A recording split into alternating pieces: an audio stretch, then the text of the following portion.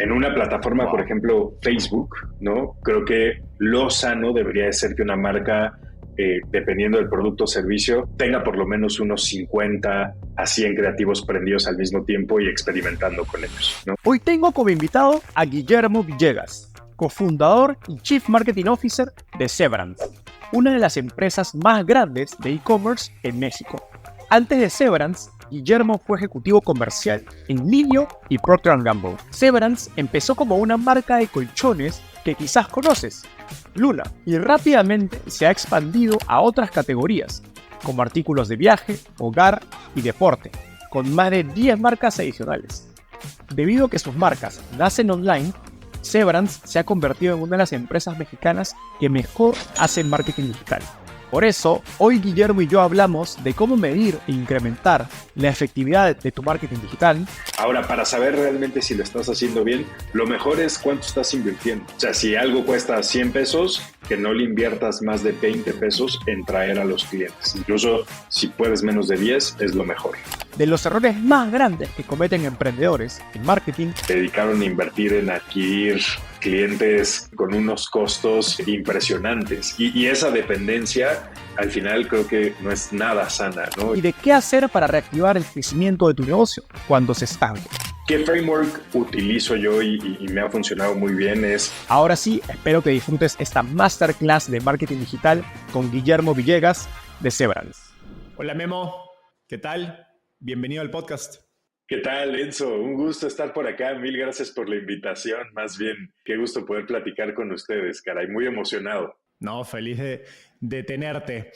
Memo, llevas ya un rato en el mundo de startups, de tecnología, pero llévanos al inicio. Cuéntanos cómo llegaste al fascinante mundo de las startups. Se pasa muy rápido, caray, el tiempo cuando uno está en este ecosistema. Desde preparatoria, universidad, intenté poner varios emprendimientos propios de distintos tamaños. Todos fracasaron por un tema de inexperiencia, mala ejecución, muchas ideas, pero poca capacidad operativa o luego modelos no tan escalables. Pero el tema de emprender era algo que a mí siempre me movió. Y decidí, después de todas esas fallas, Enzo, tomar un camino un poco más tradicional, llamémoslo así, y aprender de una de las grandes escuelas, y así fue como entré a Procter & Gamble. Ahí empecé mi carrera, fue mucho entender cosas nuevas, aprender, pero al final la espinita del emprendimiento y el caos que lleva es algo que siempre me llamó. Entonces, cuando la gente de Linio me llamó para formar parte del equipo, bueno, para mí fue incuestionable, ¿no? Y todavía me acuerdo cuando le dije a mis papás, oye, voy a dejar mi carrera en Procter para ir a Linio. Para ellos ya de por sí era como tu estabilidad por ir a una startup donde vas a ganar menos y tú estás emocionado por eso. Y para mí era la aventura de emprender. Y en Linio aprendí muchas cosas más en eso, o sea, muchas cosas distintas. Después, cuando creamos Luna, ya fue una experiencia bien distinta. Te puedo decir ahora que no me arrepiento viendo hacia atrás, aunque han habido momentos en los que estoy a nada de tirar la toalla, ¿no? Pero sin duda ha sido súper emocionante. Y pues ahora decir que ya llevo 10 años en esto del ecosistema de startups es algo que, híjole, lo veo hacia atrás y siento que fue ayer, pero al mismo tiempo siento que fue hace 40 años. Miriam, ex COO de Clip, que estuvo en el podcast, dijo que los años de startup son años perro. Y me encantó esa frase.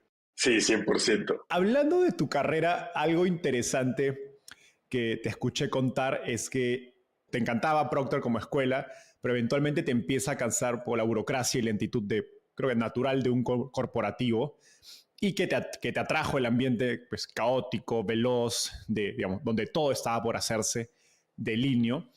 Eh, pero a medida que una startup crece es normal, ¿no? Que se establezcan más procesos y jerarquías. Me pregunto cómo evitas que a medida que Luna crece, le pase lo que le pasa a Procter y que eso ahuyente a nuevos talentos, digamos, con mentalidad emprendedora como tú, de unirse a la compañía. Eso es, híjole, abrir la caja de Pandora, Enzo, porque es bien complejo, ¿sabes? A medida que creces, se tienen que poner procesos y candados que te ayuden a controlar la operación. Entonces, es muy complejo poder tener un equilibrio sano, creo, entre la agilidad, la disrupción, el mantener el cambio constante y también tener una operación estable, con buenos procesos, políticas que ayuden a pues, generar estabilidad. Entonces creo que lo importante es la mezcla y para nosotros, Enzo, la fórmula que hemos encontrado que mejor nos ha funcionado es entender qué procesos y qué métricas son las que vamos a mantener bajo esta mentalidad agile, que tiene que ser muy ágil, muy emprendedora, y cuáles no, y cuáles son aquellas que sí deben de vivir como estos procesos mucho más estandarizados, protocolizados, que permitan dar una experiencia pues, homologada, el mejor servicio al cliente. Entonces, con eso, lo que hemos logrado, Enzo, es definir una serie de políticas y ceremonias que para nosotros es lo clave. Ejemplo, en temas de logística y ahora que entramos a manufactura, no hay otra más que ser sumamente disciplinado, ordenado, poner esos procesos e incluso la burocracia y la seguridad se vuelven parte natural de esos procesos y es mejor tenerlos, ¿no? Pero por otro lado, nosotros hemos visto que el NPS, el Net Promoter Score, y mantener la calidad a nuestros clientes, el servicio, es algo donde vamos a seguir siendo emprendedores. Entonces, ¿qué hicimos, por ejemplo, ahí, Enzo? Tenemos una ceremonia donde mensualmente un área, el área de calidad, trae a todas las áreas críticas de la compañía y les genera responsabilidad sobre esta métrica clave y les pedimos ser ágiles, les damos autonomía, 100% pueden hacer y deshacer lo que necesiten en sus áreas para lograr este tipo de métricas, ¿no? Y eso permite pues, ese emprendimiento constante, esa innovación constante, genera estos espacios donde mucho talento puede traer nuevas ideas, puede sacarnos a veces de la ceguera de taller que uno trae ya por estar arrastrando años ciertos procesos y alguien llega fresco con una nueva idea, la implementa, le damos todo el respaldo a través de ese tipo de ceremonias y con eso sacamos adelante pues, mejoras continuas a eso, ¿no? Otro ejemplo es la venta. Al final, vender es un arte, ¿no? Y conseguir nuevos canales de distribución, nuevas formas de posicionar a nuestros productos, incluso cambios pequeños, pues implican muchas veces que tienes que ser disruptivo, pensar las cosas de manera innovadora, crear modelos distintos. Entonces también ahí creamos ceremonias incluso con mayor frecuencia en las que empujamos a los equipos a utilizar estas metodologías que los van a sacar de su área de confort, ¿no? Que van a ayudar a traer nuevas ideas, nuevas propuestas y que de ahí lo que esperamos es darles todas las herramientas, pero que entreguen resultados de acuerdo a esa experimentación. Y creo que algo bien importante, Enzo, que dije acá medio entre líneas, es para mí uno de los mayores detractores de la innovación y del emprendimiento es a veces la toma de decisiones consensuada. Cuando tú pones una célula de gente que está innovando, que está haciendo cosas disruptivas, que finalmente de alguna forma va a desafiar el status quo, lo que implica a veces romper reglas, lo que necesitan es autonomía. Autonomía y recursos para poder ejecutar rápidamente. Entonces, esa, digamos, balanza, esa ambivalencia entre tener procesos muy establecidos en aquellas funciones que operativamente tienen que mantener a la empresa, pero entender cuáles son esas otras que nos van a dar un crecimiento acelerado para los siguientes años y que se tienen que mantener innovando con esta autonomía a esas células, es lo que para mí hace que sea bastante distinto contra lo que encontrarías en un mundo corporativo tradicional, ¿no? Me encanta este framework en el mundo de Venture Capital. He escuchado muchos inversionistas decir que las mejores inversiones suelen ser cuando hay más discusión y más debate en los comités de inversión, cuando menos gente estaba de acuerdo con hacer una inversión, suelen ser las mejores. Si hay mucho consenso, pues quizás tan disruptivo no es, ¿no? Tan innovador no es, porque todo el mundo lo está viendo. Y en esa línea, ¿cómo piensas acerca de, digamos, mencionaste, digamos, sentirnos cómodos con que no haya consenso? ¿Cómo piensas en términos a, oye, cuánto de las apuestas que hacemos, digamos, en ventas, en crecimiento, tienen que ser predecibles versus tenemos un porcentaje de apuestas que sabes que no tenemos ni idea de lo que va a pasar y nos sentimos cómodos con una, digamos, variabilidad tan alta de los resultados, desde éxito hasta fracaso, ¿no? Quiero hacerte una pregunta. ¿Sabes cuánto tiempo inviertes tú y tu equipo en atención al cliente? En el mundo de las startups, donde cada segundo cuenta y cada cliente es importante, Zendesk se convierte en tu aliado perfecto. Es como tener un equipo de superhéroes de atención al cliente a tu disposición. Zendesk es una plataforma omnicanal que integrará todos tus canales de comunicación como WhatsApp, email y redes sociales en un solo lugar. Gestiona tickets, ofrece una gran experiencia, aumenta tus ventas, pero sobre todo construye relaciones cercanas con tus clientes gracias a Zendesk. Como beneficio exclusivo por ser parte de la comunidad de Startupeable, podrás probar el CRM de Zendesk completamente gratis por 6 meses. Y si decides continuar, tendrás 15% de descuento en tu primer año de contrato. Lo mejor de todo es que Zendesk escala de acuerdo a tus necesidades. Desde la oficina prestada donde empezaste hasta la compañía global que quieres construir. Compañías globales como Slack, Shopify y Airbnb confían en Zendesk para su atención al cliente. Ahorra tiempo, dinero y mantén felices a tus clientes.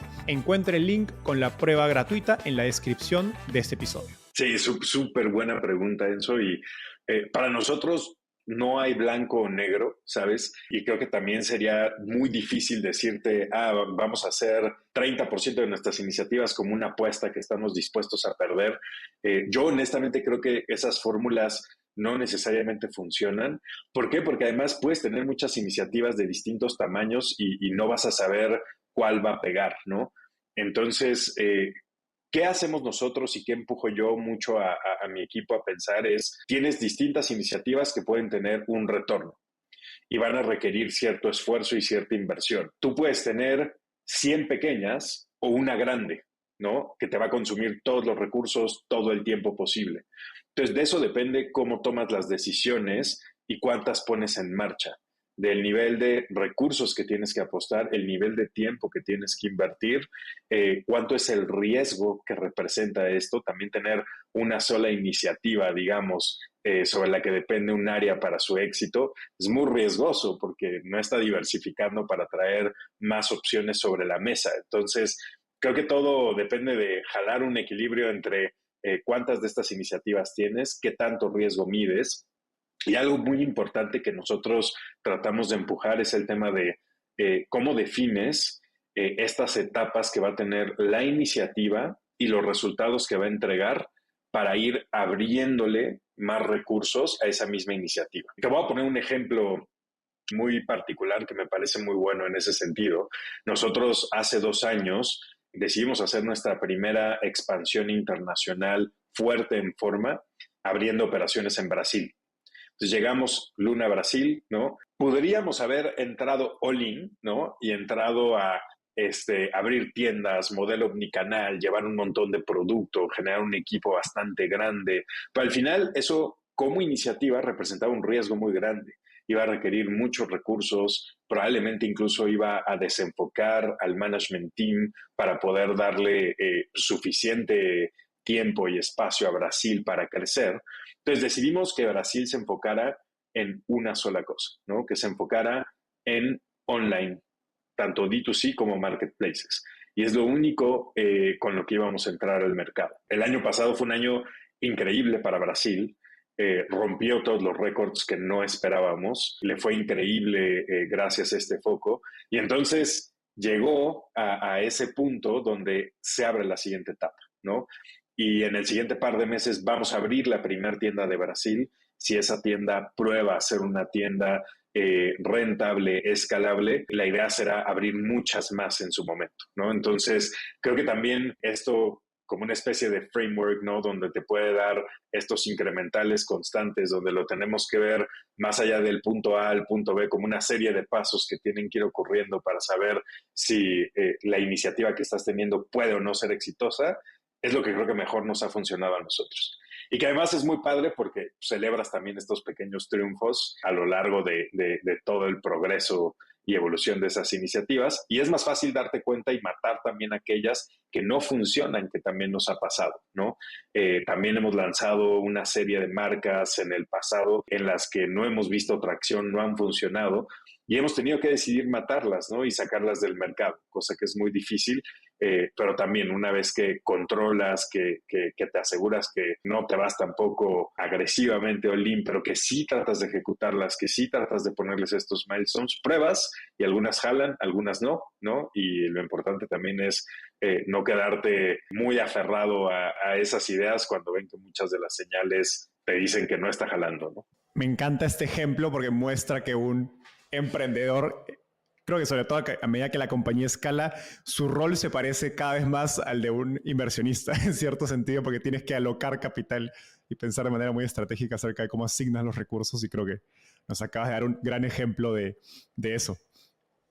Y al final creo que ese framework se refleja en la eficiencia de capital de un negocio, ¿no? Versus, como vimos en 2021, de pues vamos a abrir Brasil algunas compañías no abrir Brasil todo de una, y bueno, pues terminamos quemando mucho capital por no ser un poquito más estructurado en la forma de ejecutarlo.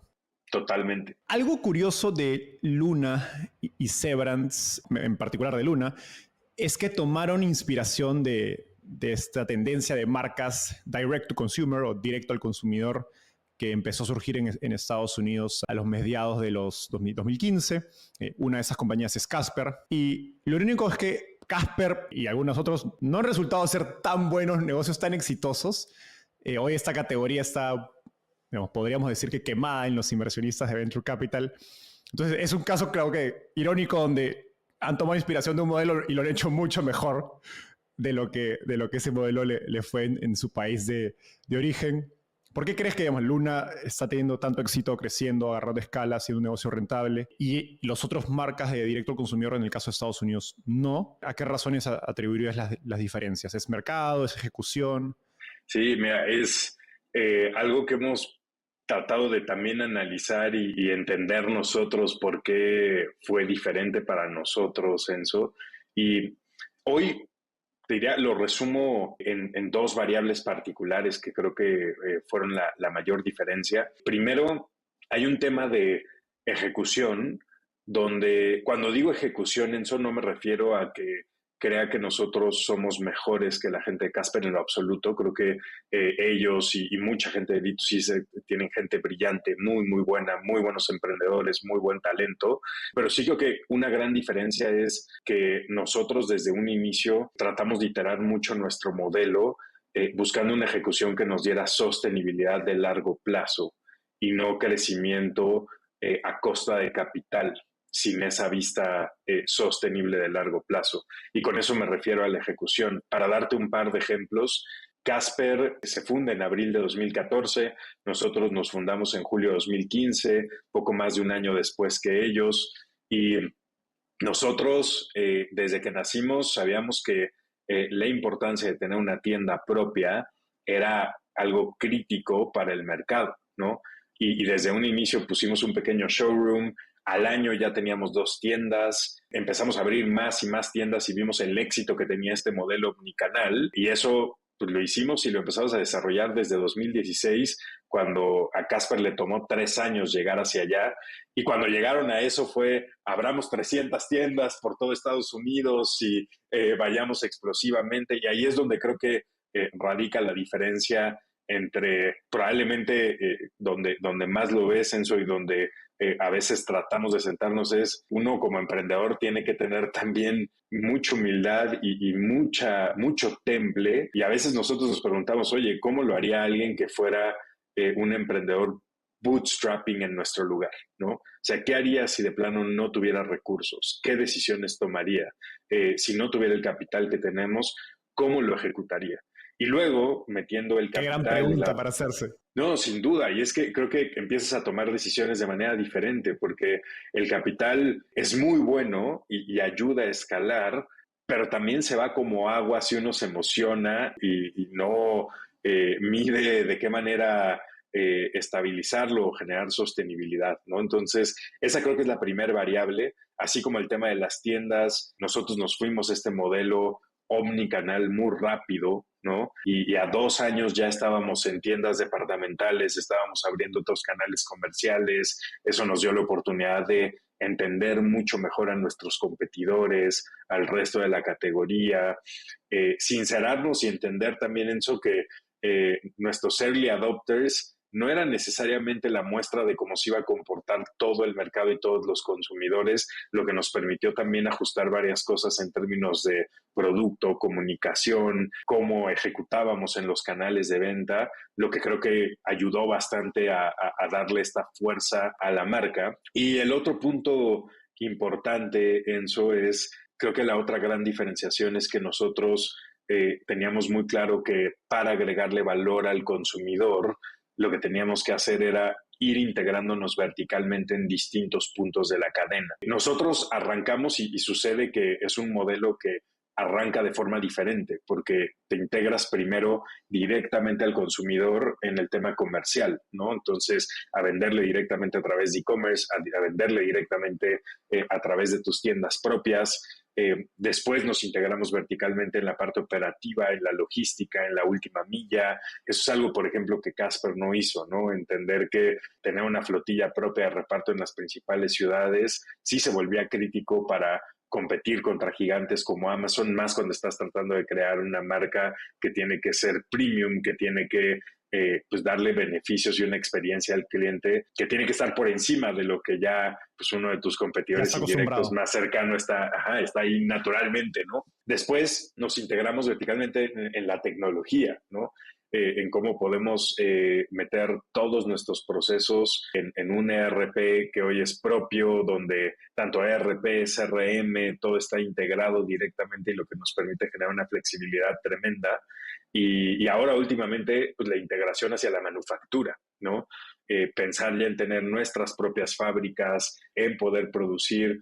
Todo eso es, creo que de alguna forma, viendo hacia atrás, Enzo, lo que nos dejó el modelo direct to consumer, más allá de la palabra directo a consumidor, ¿sabes? La premisa de por qué se creó el modelo directo a consumidor era para tratar de cortar intermediarios y con eso darle una mejor ecuación de valor al consumidor final. Esa fue una de las grandes diferencias que nosotros entendimos, el no tanto cómo apalancar el ir directo al consumidor como ese corte de intermediarios, sino cómo le seguimos agregando valor al consumidor y cómo mejoramos esta ecuación de valor.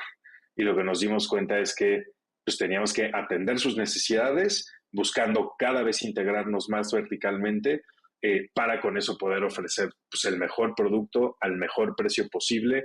Todavía hay muchas cosas que tenemos que trabajar por ahí. Y resulta, Enzo, que al final haciendo eso también te forzas a hacer pues, un negocio también mucho más sostenible y escalable. Creo que hoy uno de los grandes errores también de estas grandes marcas es que se dedicaron a invertir en adquirir clientes pues, de manera aceleradísima, pero también con unos costos impresionantes. Y esa dependencia, al final, creo que no es nada sana, ¿no? Y en el mundo del emprendimiento lo vemos representado de distintas maneras, pero una y otra vez, ¿no? Modelos que salen, pequeñas burbujas que se inflan y luego revientan, ¿no? Y creo que ahí es donde cuestionarse cómo se ve el modelo a futuro es parte crítica de tanto esa ejecución como el cómo te mantienes firme ante el propósito del modelo que estás ejecutando, pero no necesariamente ante el modelo mismo, ¿no? Sino su propósito.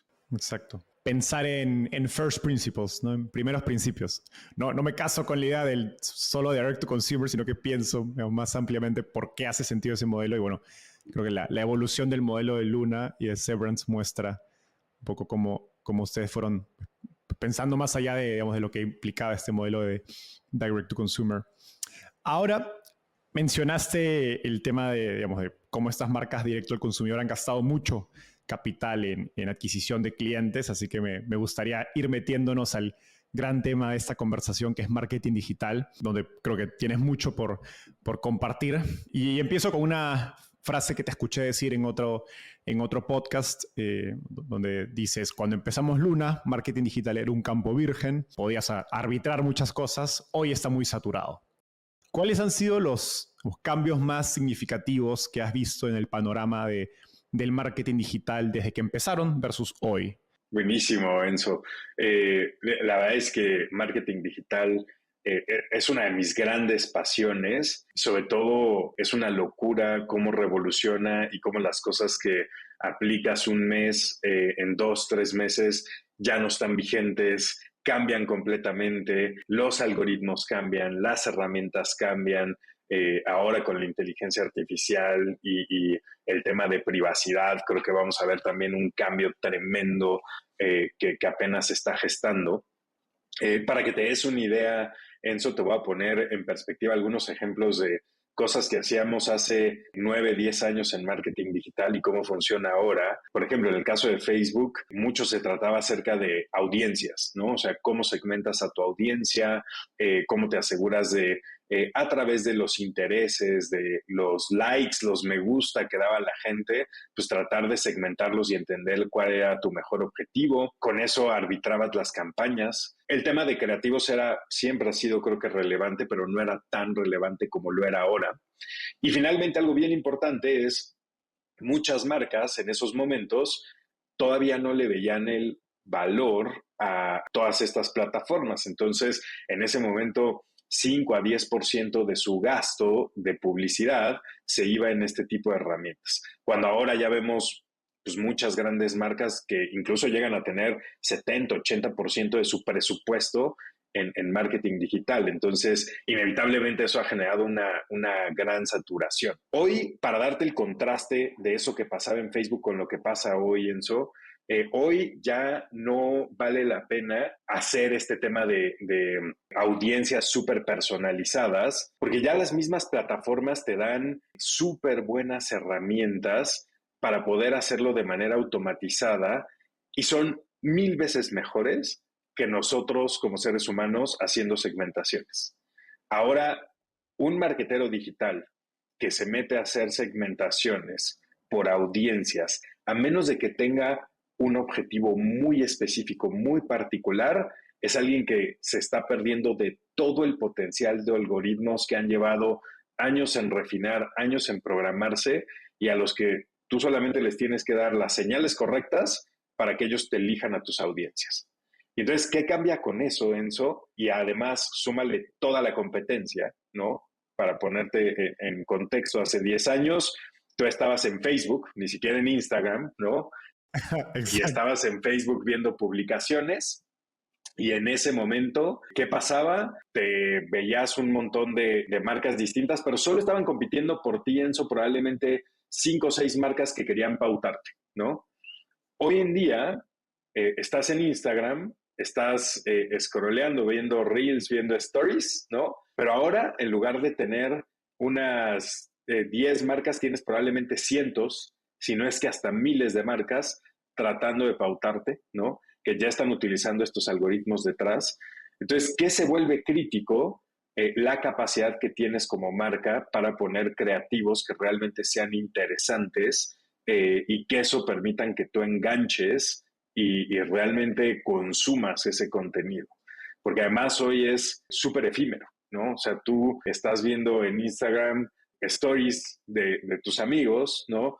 Y de pronto te sale una publicidad y si te das cuenta que es publicidad, probablemente tu reacción inmediata es ni siquiera pasar más de un par de segundos en ese story, sino darle swipe a la siguiente, ¿no? Entonces el tema de creatividad y con eso la experimentación se ha vuelto sumamente crítico en el proceso de cómo podemos gestionar todas estas plataformas digitales, ¿no? Eso es lo que sobre todo ha cambiado. De manera muy resumida, Enzo, hay 1000 cosas que han cambiado en esta industria, pero creo que eso, la competencia, la inteligencia, la automatización y la creatividad es lo que creo que ha tenido los cambios más fuertes en los últimos años. Y nos vamos a meter muy a detalle a varias de las cosas que has mencionado, pero antes de eso me pregunto, Luna nace como una marca digital, ¿no? Nos comentaste, primero empezaron con un e-commerce, un año o un año y medio después lanzan sus tiendas. Por lo tanto, en ese momento inicial, me imagino que marketing digital fue su principal canal y obviamente pudieron aprovecharlo por todo lo que nos acabas de comentar, cómo era, digamos, el contexto en ese momento. Hoy, si empezaras Luna de nuevo, ¿sería marketing digital un canal tan efectivo como lo fue en ese entonces? ¿O cómo pensarías acerca de ese canal que quieres trabajar para empezar Luna de nuevo en el contexto actual? Sí, creo que es una súper buena pregunta, Enzo. Y sí, definitivamente sería el canal que elegiría de nuevo, pero creo que jugaría de manera completamente distinta. Y eso es lo interesante de los cambios que han habido. En el pasado, la verdad es que era mucho más fácil arbitrar estos canales, y cuando digo arbitrar es al haber tan poca competencia, al haber tantas posibilidades manuales en términos de selección de audiencias, de programación de las campañas, era mucho más fácil metiéndose al detalle, poniendo un equipo dedicado a eso, poder sacarle mucho jugo a esas plataformas con poca plata, con muy poca inversión. Y creo que eso es lo que hacía increíble en ese momento poder jugar con este tipo de plataforma. Hoy ya no es así. Y me imagino que también con menos habilidad, debido a que el promedio de marketeros digitales en ese momento era, me imagino, tenía menor capacidad. Hoy me imagino que tienes que ser un mega pro para realmente sacarle una ventaja, dado que, por un lado, hay más competencia. Y también estos algoritmos al usuario promedio, como yo, que no sabe nada, de repente nos hace parecer un marketero digital decente. Sí, no, 100%. O sea, creo que la complejidad es distinta. Igual creo que en el pasado, realmente encontrar buenos marqueteros digitales, eso casi yo lo veo como tener a buenos desarrolladores de software, ¿no? O sea, es al final una habilidad técnica muy específica, requiere una capacidad analítica de resolución de problemas, de entendimiento de cosas que no necesariamente son parte del sentido común, sino que sí requieren un entendimiento técnico bastante importante. Es algo que ya existía en el pasado, pero definitivamente es casi como decir que hace 10 años estábamos en C++, ¿no? Y ahora ya estamos en la era de Python, inteligencia artificial, etcétera. Entonces, el nivel técnico se mantiene ahí, ¿no? El tipo de talento que puedes encontrar es raro de cualquier forma, ¿no? Pero ahora el nivel de complejidad es bien distinto. Y en el punto que te decía de por qué de nuevo tomaría el camino del marketing digital, es porque creo que para emprender un negocio, muchas veces la difusión, el que la gente sepa lo que estás ofreciendo, se vuelve una de las principales barreras para los emprendedores en el momento de escalar, ¿no? Y en ese sentido, marketing digital ofrece una cosa increíble, que es que tú puedes empezar con cuánto presupuesto necesites y de ahí irlo escalando, ¿no? Y eso es lo que me parece a mí fabuloso. O sea, al final de cuentas, no es como los medios tradicionales, no es ir a pautar en la televisión, no es ir a pautar en el radio, donde sí o sí necesitas pasar un mínimo de presupuesto para que valga la pena. En marketing digital sigues teniendo la oportunidad de, con un presupuesto pequeño, llegar a suficiente gente y generar resultados, ¿no? Y otra cosa muy importante es el tema de la información, la data y el entendimiento de las ventas, que es lo que para mí también genera una competitividad de este tipo de medios contra otros, donde realmente tienes la capacidad de atribuir a lo que un negocio quiere, que al final es vender, es poner su producto allá afuera, lo puedes hacer muy bien con el marketing digital y con eso puedes ajustar tus estrategias de pauta.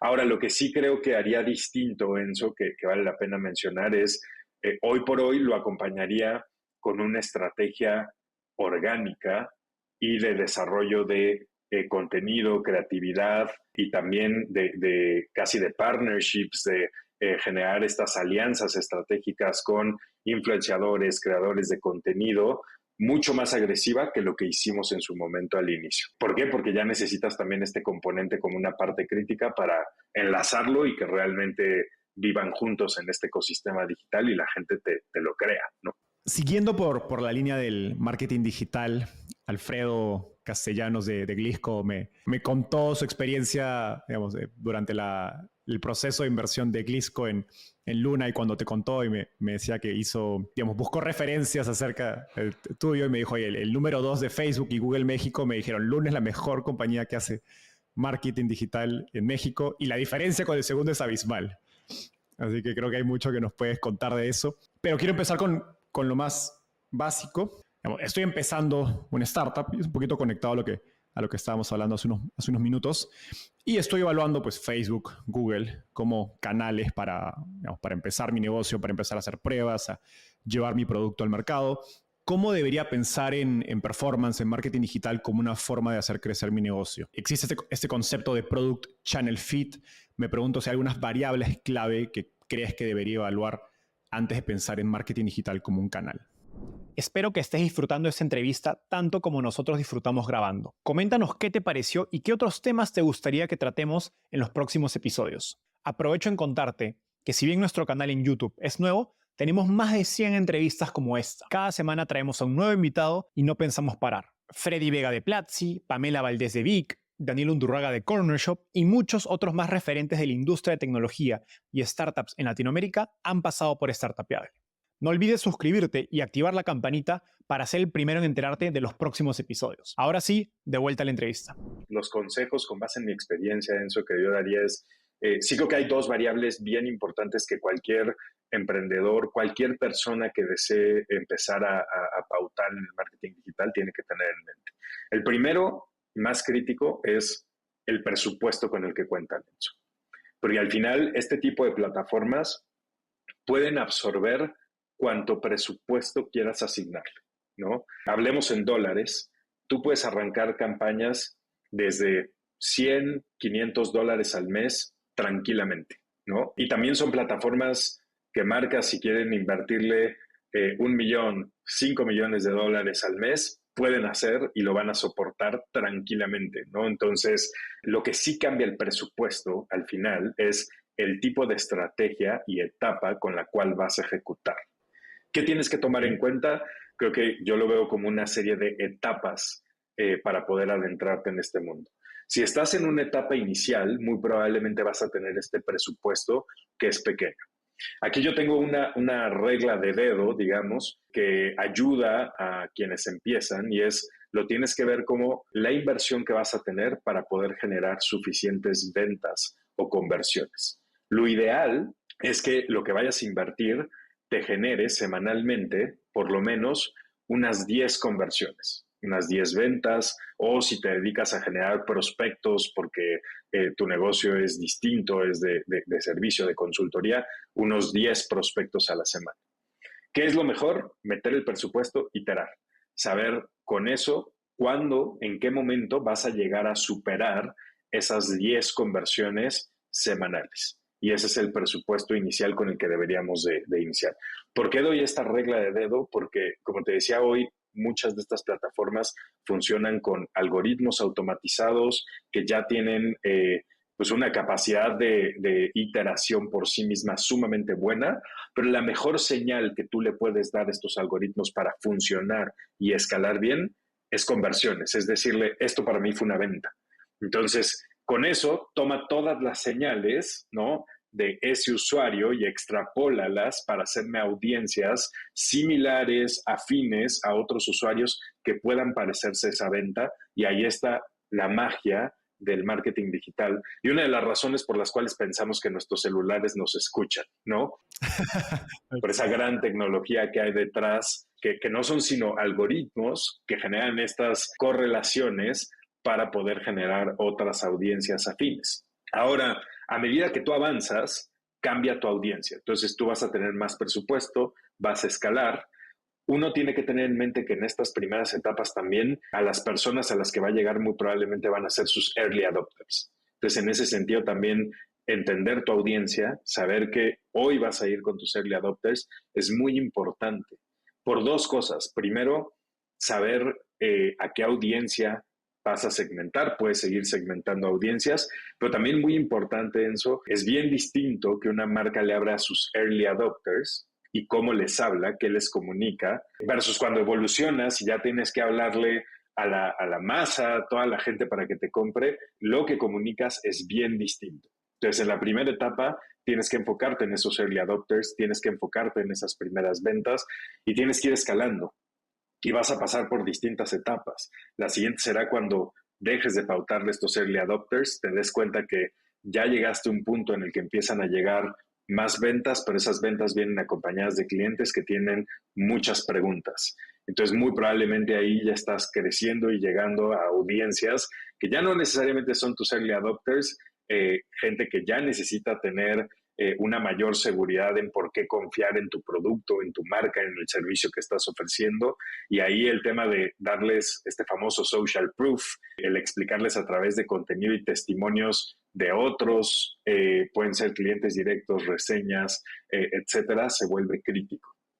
Y de ahí sigues escalando, Enzo, tu presupuesto crece, ¿no? Y con eso te vas dando cuenta que las optimizaciones se vuelven cada vez más complejas, ¿no? Al punto justamente en el que empiezas a abrir nuevos tipos de campañas, pensar en otro tipo de plataformas, ¿no?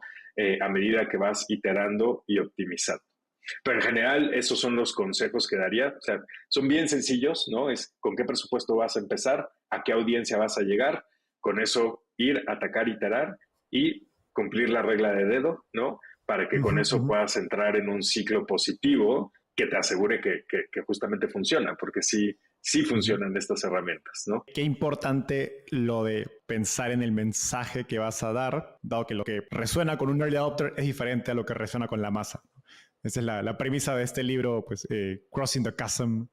No sé cuál es la traducción, pero que es un libro muy interesante que habla acerca de cómo variar los mensajes según la audiencia. Me gustaría hacer, quizás es un paso antes de lo que nos has contado, en torno a qué características de producto hacen que tenga mejor fit con marketing digital. Y te doy un ejemplo mismo de Luna, que quizás puede servir para que nos cuentes cómo piensas acerca de eso.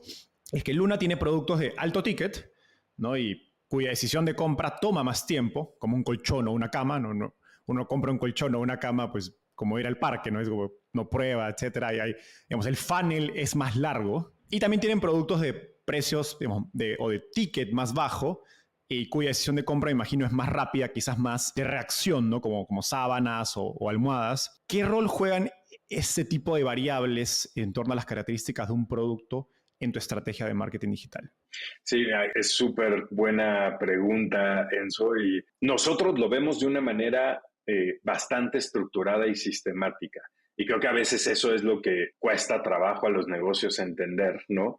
El caso de Luna me parece sumamente bueno para ejemplificar esto. En el caso de marketing digital, algo bien importante es pensar que el creativo y el mensaje que vas a dar se diluye si lo complejizas mucho. En ese sentido, y de manera muy simple, Enzo, es bien distinto decirte, oye, te vendo un colchón, a decirte, oye, te vendo un sistema de descanso que incluye colchón, incluye almohadas, incluye una base. Para el consumidor y por la cantidad de segundos que tienes que ser bastante selectivo en cómo vas a dividir tu portafolio y cómo lo vas a comunicar. Entonces, en el caso de nosotros, es muy simple, muy directo. Nosotros ponemos al frente siempre el colchón, que es el héroe de la marca. Entonces, el colchón dentro del portafolio, a pesar de que es un ticket alto, a pesar de que tiene una frecuencia de compra baja, ¿no? Se compra cada 7, 8 años, es el producto que en general es nuestro cash cow, digamos, ¿no? Es quien le da de comer a la marca, quien le da de comer a la compañía, es donde tenemos las mayores apuestas de R&D y donde sabemos además que tenemos todos los esfuerzos y construido el modelo económico para que desde la primera venta sea rentable. Entonces, ese es nuestro caballito de batalla. Luego, los otros productos los clasifico en uno de dos grandes buckets, Enzo. Uno es aquellos productos que nos sirven para reclutar o adquirir a nuevos potenciales clientes con un aspecto más de impulso y que después pueden comprar a nuestro héroe, ¿no?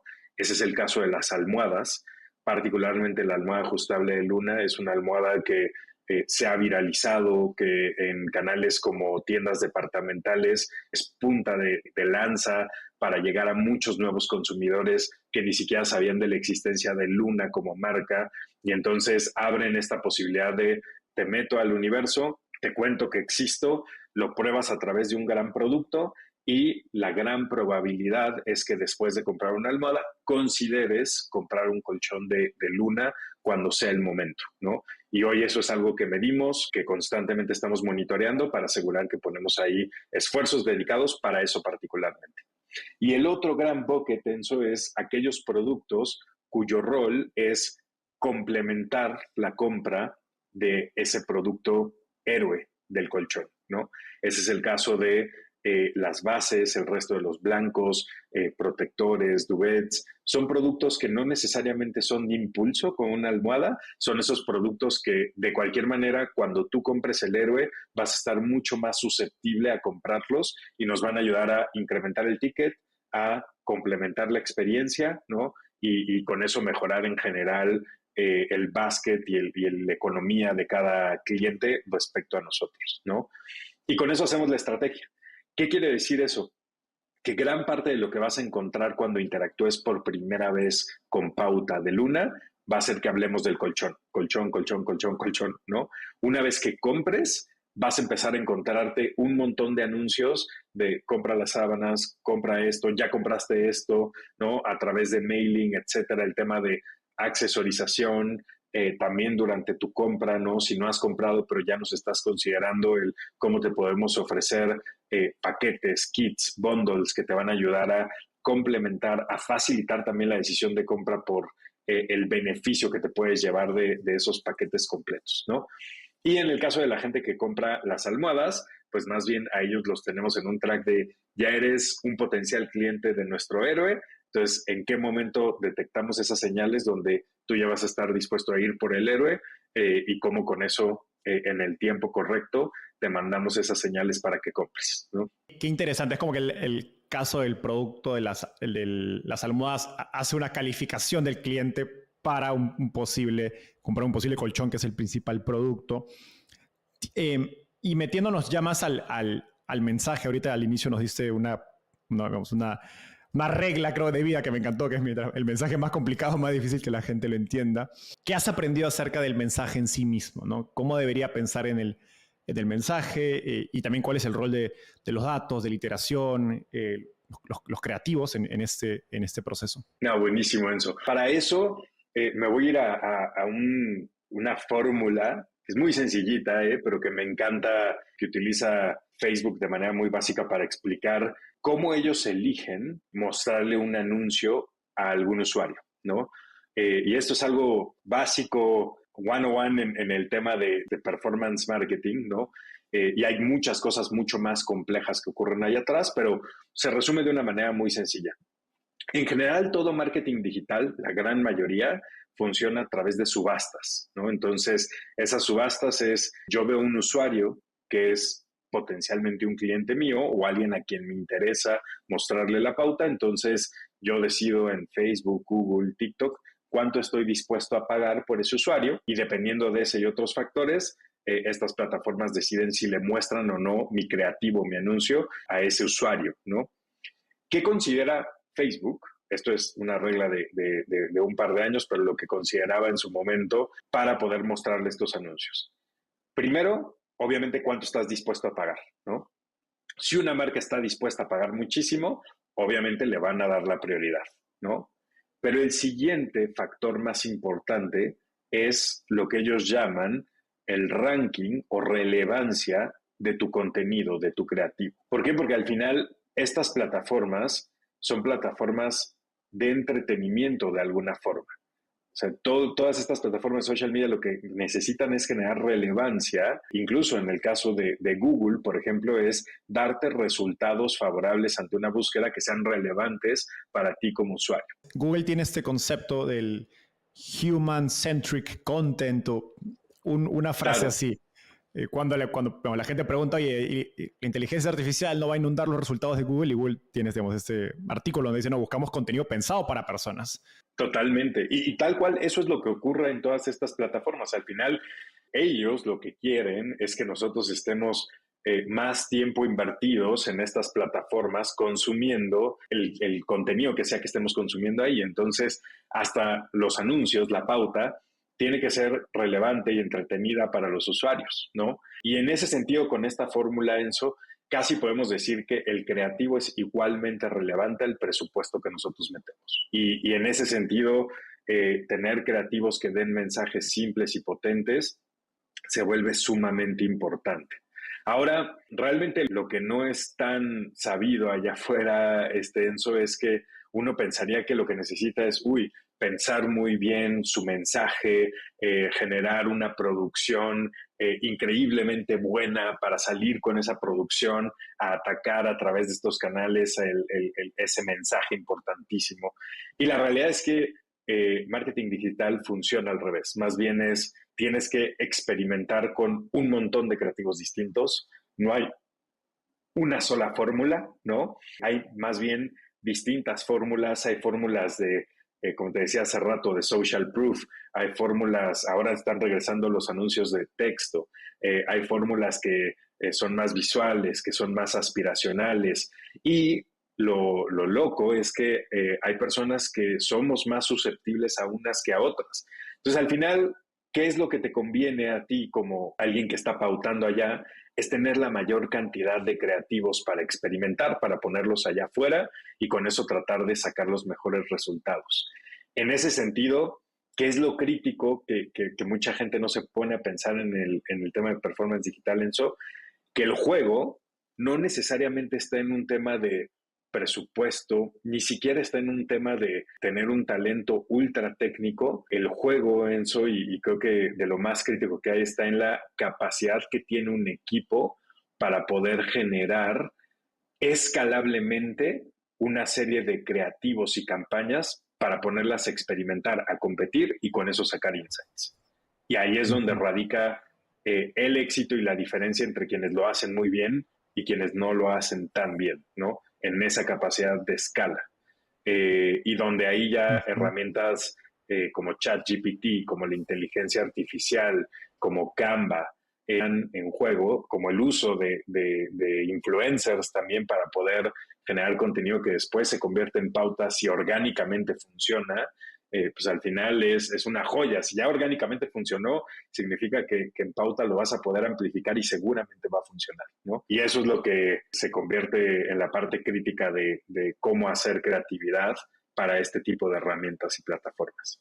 Me encanta esto porque te dice que digamos, la velocidad de experimentación es lo que, digamos, el nombre del juego en el marketing digital. ¿Ustedes tienen o cómo piensas acerca de un sistema para poder obtener estos insights? No sé si hay algún software. Me suena un poquito digamos, difícil de imaginar, pero oye, publico, no sé, 10 artes, 10 creativos donde todos tienen color amarillo, por decirlo así. De eso concluyo que el amarillo está convirtiendo. Realmente puedo hacer conclusiones entre los creativos o cada creativo es un ente totalmente independiente. ¿Cómo piensas acerca de los datos y de saber realmente qué está funcionando en esos experimentos? Sí, buenísimo, Enzo. Mira, la verdad es que las plataformas de compra de medios, tanto Google Ads como el Business Manager de Facebook, ya son sumamente buenas y avanzadas en este sentido. Ahora, ¿qué requieren del lado de la persona que pone la pauta? Requieren mucha disciplina y muy buena estructura, ¿no? En general, tú puedes tener una audiencia y tú a esa audiencia le puedes mostrar muchos, ya ni siquiera llamémosle creativos distintos, muchos grupos de creativos distintos, ¿no? Entonces, generar esa estructura sistemática que te ayude de manera muy disciplinada a poder obtener información de vuelta de los usuarios es lo que se convierte crítico, ¿no? Entonces, digamos, yo tengo una misma audiencia y yo puedo tener dos grupos de anuncios distintos. Un anuncio que les muestra videos de un influencer haciendo un unboxing del colchón y contándoles los beneficios, y en otro grupo poner únicamente anuncios de texto, puro y duro, ¿no? Que les digan con bullets por qué deberías de comprar Luna. Y ambos grupos van a ir funcionando en paralelo, y dentro de esos grupos yo puedo tener una serie de iteraciones de creativos distintos, donde la clave, Enzo, está en controlar las variables, que no sean muchas variables las que vamos a poner a prueba, porque si no vamos a diluir completamente los insights que podemos sacar y los tenemos que sesgar. Tienen que ser variables muy específicas, no demasiadas a la vez, probablemente una, máximo dos, que estemos cambiando entre las iteraciones de creativos que tenemos dentro de esos grupos. Puede ser que el orden, ¿no? Por ejemplo, el video de los influencers, que en uno empieza haciendo el unboxing y en el otro empieza contando los beneficios. Y en el caso del texto puede ser el mismo copy que tiene el texto. Y dentro de ellos los ponemos a competir al mismo tiempo y vamos a obtener métricas bien importantes, pero para mí la más crítica Y al final, la que es creo que la más importante para cualquier negocio es saber cuánto vendió, ¿no? Y cuál fue el retorno sobre lo que le invertiste. Y así de simple y sencillo, ¿no? Con eso puedes sacar conclusiones y te puedes dar cuenta cuáles funcionan mejor que otros y al final es iterativo, ¿no? Una vez que sacas oye, este grupo funcionó mejor y con este creativo particular, entonces meto una variable nueva para seguir iterando y competir contra la que ya ganó la primera. Y así continuamente vas optimizando, optimizando, optimizando. Y por eso de nuevo regresamos al tema de escala. Hacer eso rápido y eficientemente requiere una capacidad de infraestructura técnica para escalar, donde utilizando las herramientas correctas uno puede hacer que eso sea mucho más rápido y eso es lo que diferencia muchas veces a la ejecución de las marcas o agencias, ¿no? La capacidad que tienen para poder hacer esa iteración de la manera más rápida posible. Y lo bello del marketing digital es que puedes hacer pruebas masivas en cuestión de horas Enzo y al día siguiente ya tener los resultados. Entonces, no hay que esperar mucho tiempo para poder tomar decisiones. Y ahí los usuarios somos los que somos lentos en tomarlas. Danos un dato de insider para entender un poco la escala de esta experimentación. O sea, en un día o en una semana, ¿cuántos creativos, digamos, aproximadamente están experimentando en Luna? Mira, nosotros estamos, no creo que estemos en el punto ideal, Enzo, pero tenemos decenas, si no es que cientos de creativos corriendo. En una plataforma, Wow. por ejemplo, Facebook, ¿no? Creo que lo sano debería de ser que una marca, dependiendo del producto o servicio, tenga por lo menos unos 50 a 100 creativos prendidos al mismo tiempo y experimentando con ellos, ¿no? Pensándolo de manera ñoña, necesitas una escala para poder tener realmente significancia estadística, ¿no? de todos estos experimentos. Totalmente. Mencionaste las métricas de éxito de esos experimentos. Lo siguiente puede ser una pregunta muy, muy específica, pero me interesa saber lo que has aprendido en general. Entiendo que, nuevamente, que el creativo, la página web pueden jugar un rol importante, pero digamos que llevas a ese cliente a un buen sitio web optimizado. ¿Qué significa una conversión buena en ese contexto? Claro, y sí es una pregunta específica, Enzo, y te cuento, depende también de la naturaleza de, si hablamos de un e-commerce, de qué es lo que vendes. Por darte un ejemplo, la tasa de conversión que esperarías de una tienda del calibre de Amazon o Mercado Libre, que tiene cientos de miles de productos para ofrecer a su audiencia, versus el de Luna, que al final de cuentas es una marca que vende una serie de productos bastante acotados, probablemente en el orden de 2 dígitos, ¿no? No de millones de SKUs y con una audiencia también más acotada. En ese sentido, Enzo, para responder igual a tu pregunta, creo que cuando eres de nicho, deberías de estar apuntando a tasas de conversión de entre por lo mínimo 0.5% hasta 1% es bueno, ¿no? De gente que ya llegó a tu sitio y que se va a convertir en una venta. Ahora, si hablas más bien de un marketplace o de un e-commerce que ya supera el orden de los miles de productos, deberías de estar entre 2 a 5% probablemente apuntando una conversión. Ahora, para saber realmente si lo estás haciendo bien, lo mejor es cuánto estás invirtiendo, ¿no? Si tu inversión paga, ¿no? Y es un porcentaje pequeño, para mí un porcentaje sano es por lo menos por debajo del 20% de lo que estás vendiendo, por lo menos, ¿no? O sea, de tu precio de venta. Correcto. O sea, si algo cuesta 100 pesos, que no le inviertas más de 20 pesos en traer a los clientes. Incluso si puedes menos de 10, es lo mejor. Y con eso, iterar para ver cuál es la mejor conversión. Punto importante ahora en ese tema, Enzo, muchas veces he visto e-commerce que al final no tienen tan buena conversión y muchas veces piensan que es un tema de la audiencia o el contenido que tienen y a veces son oportunidades técnicas, ¿sabes? Son oportunidades en su checkout, son oportunidades en sus sistemas de pagos que rebotan a mucha gente y qué frustrante es cuando estás tratando de comprar algo en e-commerce y te dicen que tu transacción fue declinada, ¿no? Entonces creo que también algo bien importante es si alguien se va a meter al mundo digital y tiene que meterle al e-commerce, asegurar que su página detrás tenga todas las integraciones y controles operativos es sumamente importante, porque si no, es como llevar un montón de gente a un supermercado y no tener las cajas abiertas para cobrar en su, literalmente, y eso es lo que Exacto. muchas veces pasa. Como el Oxxo. Exactamente, tal cual. Lo bueno es que hay uno en la siguiente calle. Exactamente. Así que al menos Por eso ponen puede tantos. salir el camión. Exacto, porque al menos en agregado hay cajas abiertas o no hay filas enormes. Exacto. Ya para ir cerrando el tema de marketing digital, me gustaría hacer como, digamos, ponernos en un caso que seguro que ha pasado, digamos, en esos 10 años de Luna. Y es que me imagino que han habido etapas donde las ventas pues, han crecido muy bien, pero también han habido etapas donde se digamos, ralentizaron o que simplemente pues, costó crecer mucho más. Que tuviste que ponerte pues, en modo, me imagino, investigador, detective, oye, ¿qué hago para desbloquear el crecimiento? Puedes llevarnos a una de esas situaciones, digamos, cómo analizas el problema, cuál es tu modelo mental, no sé, piensas en el funnel y dices, ok, ¿dónde está el problema? Y si es un error de marketing digital, ¿dónde ves que pasan los errores o cuellos de botella más comunes? Claro, me recuerda, la verdad es que muchísimos momentos en los que hemos estado en esa situación, Enzo. De hecho, ahora creo que estamos particularmente en uno así donde se vuelve complejo. ¿Qué framework utilizo yo y me ha funcionado muy bien? Es, sí, efectivamente, como dices, hay que verlo como un embudo, ¿no? Y al final tú tienes una cierta cantidad de usuarios, potencial audiencia a la que vas a ir a impactar con tus anuncios, que se van a convertir en tráfico, que de ahí van a ver páginas de tus productos o tu servicio, que lo van a agregar al carrito, que van a terminar convirtiéndose en una compra y potencialmente regresarán a convertirse en una nueva compra.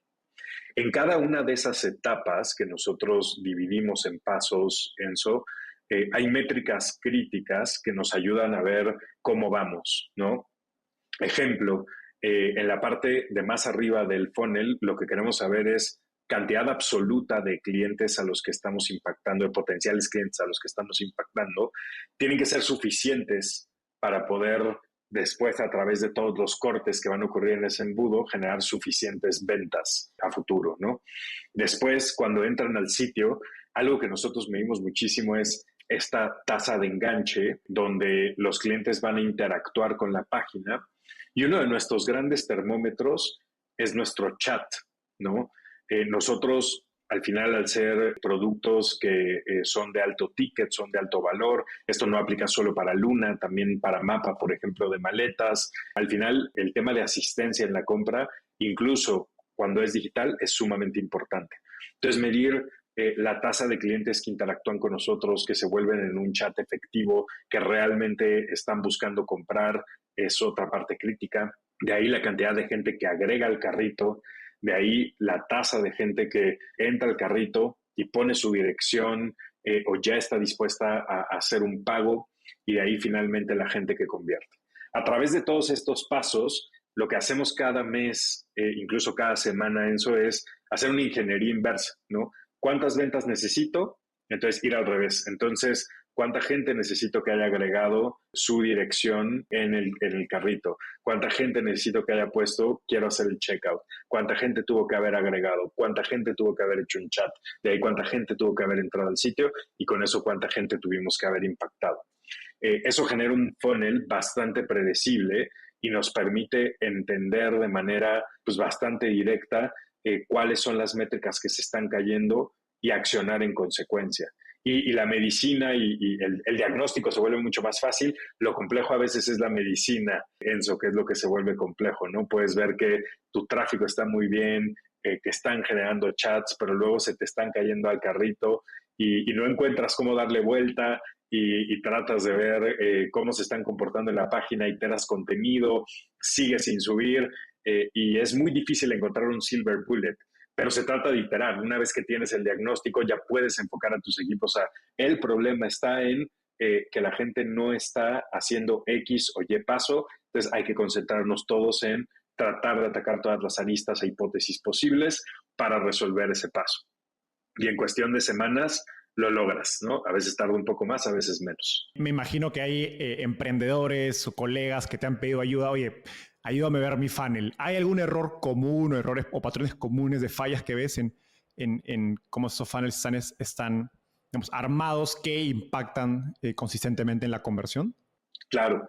El error más común que he visto, Enzo, es muchas veces tratamos de hacer funnels que no son adecuados o aterrizados a nuestro negocio particularmente, ¿no? El mejor ejemplo de esto es, yo te decía, uno de los pasos críticos para nosotros, Luna o Mapa, es saber qué cantidad de chats tenemos, ¿no? Esto es algo atípico, esto no es algo que necesariamente le aplicaría a cualquier e-commerce.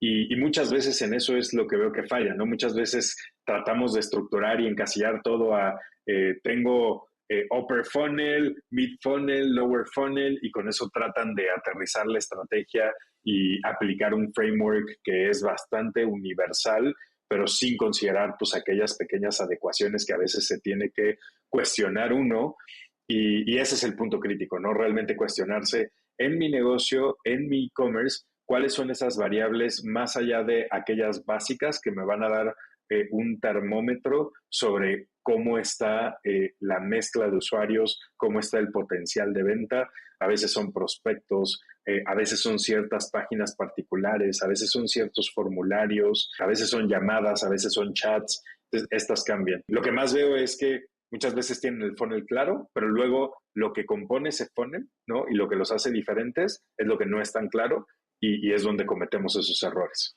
Memo, llegamos al final de la entrevista. Ha estado increíble. Me quedo con 10 preguntas más. Creo que podríamos hacer un podcast más sobre marketing digital, pero ya llegamos al tiempo. Así que te agradezco por esto y bueno, espero que quizás más adelante haya oportunidad de hacer un doble clic, porque creo que hay mucho más por profundizar con toda la experiencia que has tenido de marketing digital en Luna.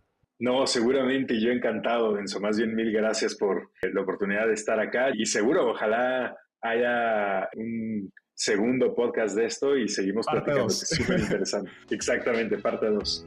Gracias, Memo. Nos vemos.